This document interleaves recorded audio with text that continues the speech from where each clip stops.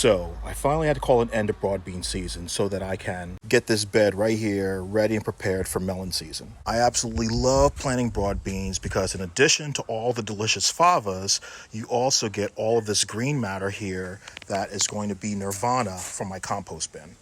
So let's see how many beans we get.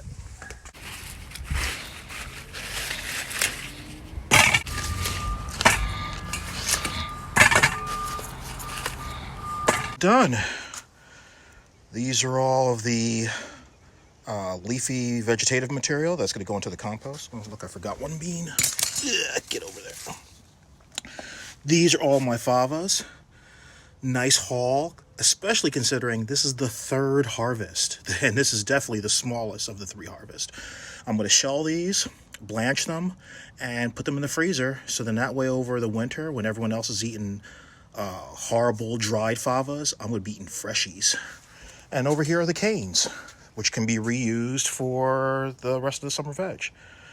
All right, so the next step is to get all of that goodness into the compost bin. And right here, this is the little bin that I put all my kitchen scraps in. And over here are my 2 beautiful BioStack bins from Smith & Hawken that I actually got used off of Craigslist from a lady who was no longer needing them, not because she was stopping compost, but because she was going like next level. She had like a crazy compost, water collection, permaculture system in her backyard that was like bananas. But that's for another story. So let me get this thing set up. So in here is already a good little pile of nitrogen, and we're gonna dump all of our food scraps right on top of that. And then I'm gonna cover this with all of our newfound gold from the favas.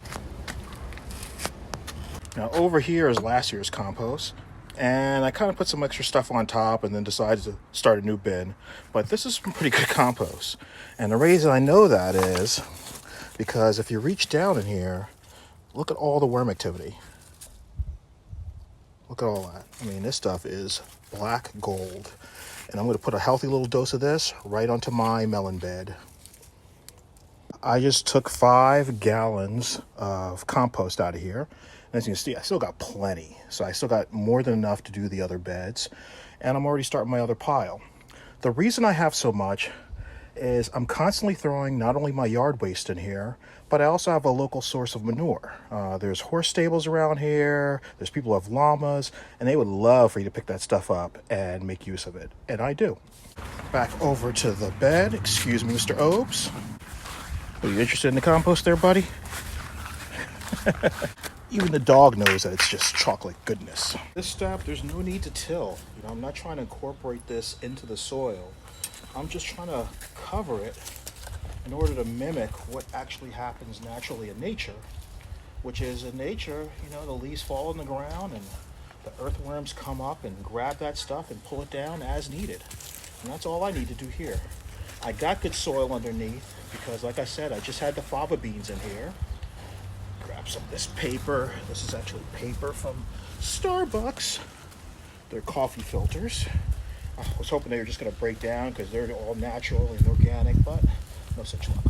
But anyway, like I said, just like an old growth forest, I'm just putting the stuff on top, letting it get down, and underneath this are all of the roots from the broad beans that are covered with all these little nitrogen nodules. Why would I want to disturb that? Leave that alone. Additionally, in here, I don't know if you can see it, but all over here are the worms. They're not crazy. They're going to get out of the way so that way the birds can't get to them, and they're going to burrow underneath. And as they do, I'm basically unleashing dozens of little tractors and little irrigators and little tilling machines that are going to organically go into the ground and start this wonderful process all over again. Oh, what did I do? There it is. There's Mr. Worm right there. Go to work, buddy. Go to work. Let me wet this down and help him out. Just like that, bada bing, bada boom. We're done. We're ready for the melon season.